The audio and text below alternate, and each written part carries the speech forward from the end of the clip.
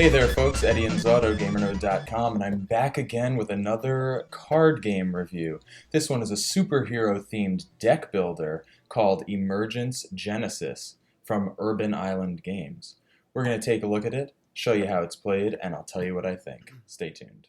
Okay, Emergence Genesis. It is a superhero deck building game with some fantastic comic book art.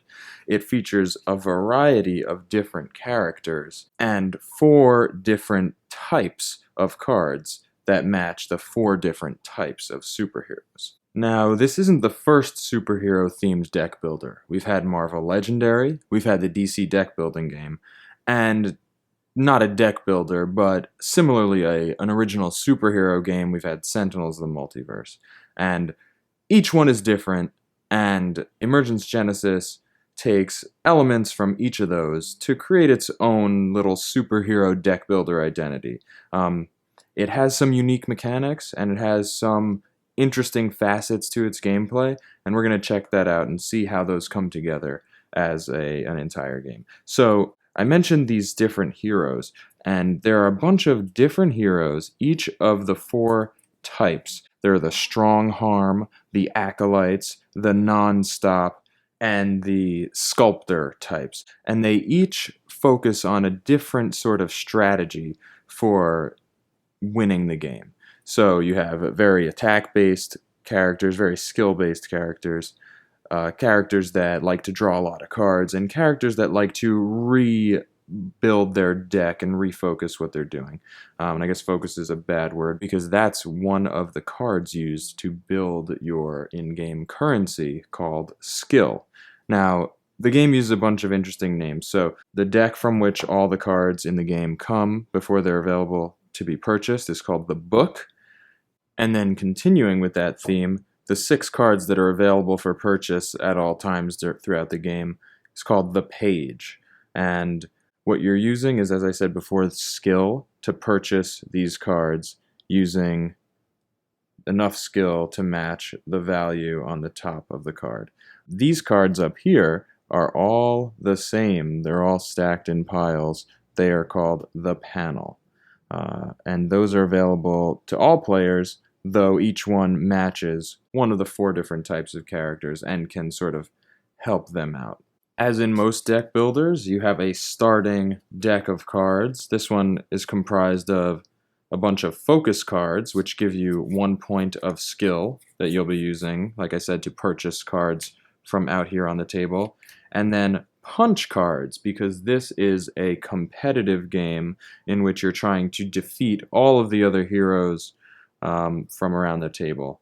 And these are attack 1, and that's how you do damage to your opponents, whereas skill is how you acquire new cards. This is how you're going to be tracking your health throughout the game, and this is a ridiculously bad part of the game. So you see 30, 20, and 10, so this would be 31, this would be 22. Now look, it goes down from 9 here, upward, and downward here. That's a little backwards. It's literally backwards. And the second thing is, the game does not include any way to track this. There's no little bead, there's no cube, there's no nothing. You need to have your own way to track your health. So this card is bad, basically in all ways. But you'll be starting with a certain amount of health, and as the game progresses and you take hits, you'll be reducing in health, and the last man or woman standing is the winner. Now, in this game, it's a little different in that when you play cards, say I have my deck shuffled up here, and I've drawn my 6 cards. This will be my draw pile. In every deck builder, there's a draw pile, a hand, and a discard pile. So if I want to play my cards, I have focus and punch.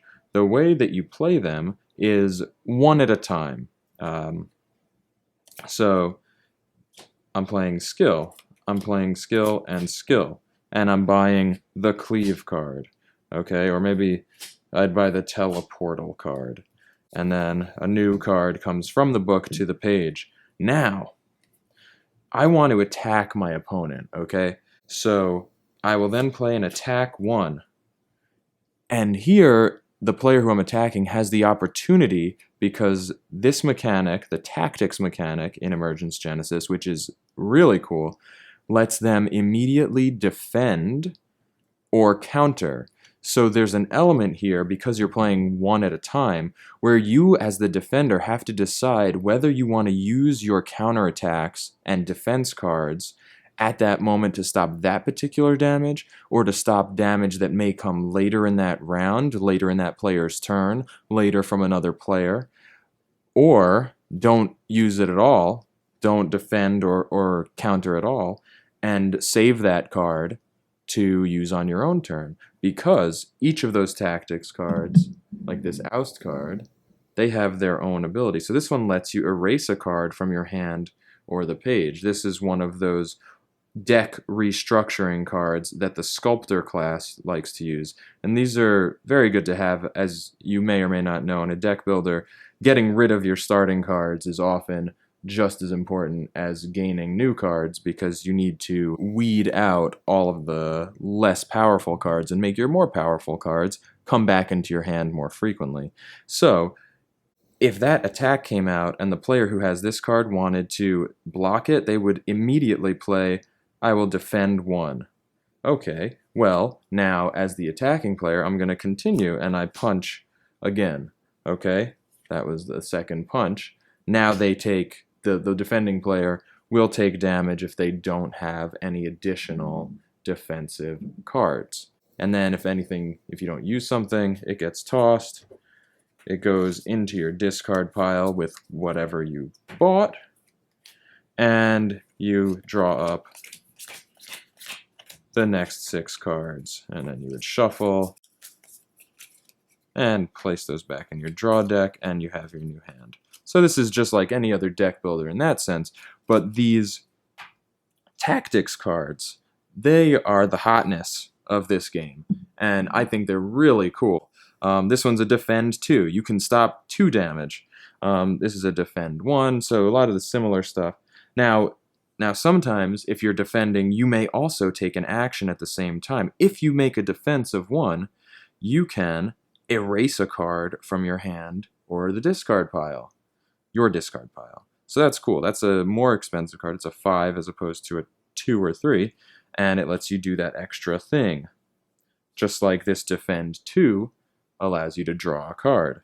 Now some of them have what's called a counter. For example, this card right here. It is a counter of 1. When a player deals a damage to you, you play the counter card, and it reverts that damage back to them. So you can have plenty of counter cards in your hand and make it a really dangerous prospect to attack you.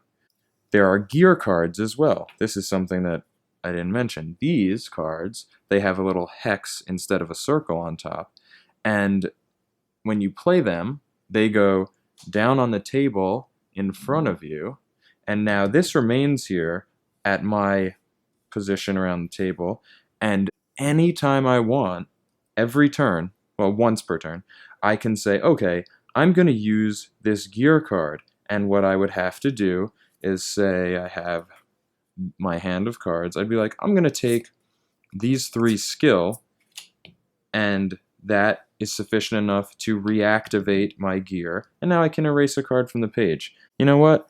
I'm not a strong harm character. I don't want that. I want another strong harm card to come out. But maybe I wanted a sculptor card to come out, or maybe I wanted a non-stop card to come out. So you have this gear that you can activate at any time. So it essentially extends your hand. Like you have a hand limit of 6 you draw. Not a hand limit. You have a standard draw number of 6 cards, but if you have a gear, it gives you that opportunity to do a little something extra. And there are cards out here that, it came out just now. So this card is a cleave card. Now, this allows you to break someone's gear. Bam, you destroy their card. Or you can use it to erase a card from your hand or from the page. And then again, if you were using it as a defense, erase a card from your hand or your discard pile. So it's really cool the way that the different tactics and defense options are used. And that's probably the best part about this game. But it has its drawbacks as well. One I mentioned is these characters. Well, they're a little unbalanced. So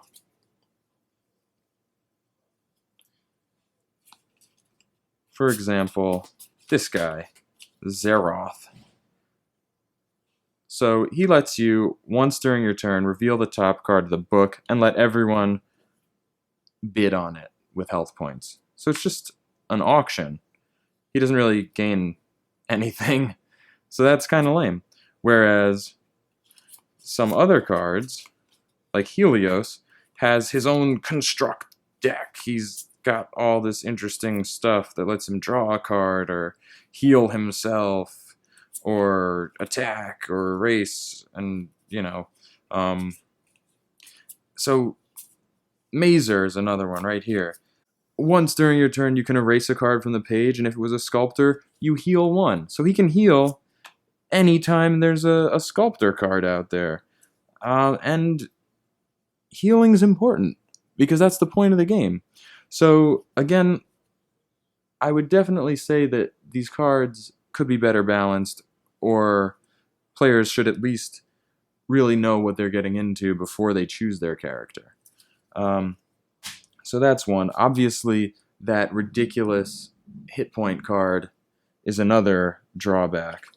And the last one is just that when you're playing, I feel like the game just feels a little slow. All these things in theory are great, and it's really cool when you're doing these defenses and the counterattacks, but there's never a real sense of great excitement around the table in this game. And the game is for 2 to 4 players, but really it kind of has to be played with 4 to get the maximum fun out of it.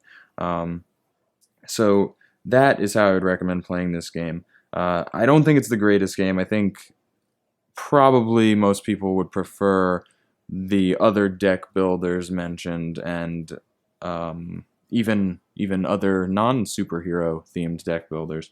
There are better options out there. I still want to give it a 3 out of 5 on the GamerNode scale. I think it deserves that. It comes in a nice box. The art, as I said, is fantastic. Very simple. It should have had something to keep your hit points marked. I think that's a glaring, ridiculous omission. Like, how hard is that? Other than that, the cards feel great. They're not linen finished, but they're of just the right card stock to feel good shuffling and handling. I like that. The art, again, was wonderful. And otherwise, it's a decent game. You can have a good amount of fun with it. I'd recommend a full complement of 4. We're going to give it a 3 out of 5 on the GamerNode scale. That's Emergents Genesis for 2 to 4 players. Plays in about 20, 25 minutes, 30 minutes. That's it.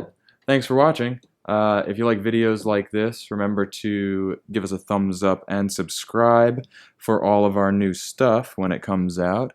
Catch us on Facebook/GamerNode and Twitter/GamerNode, and of course on GamerNode.com.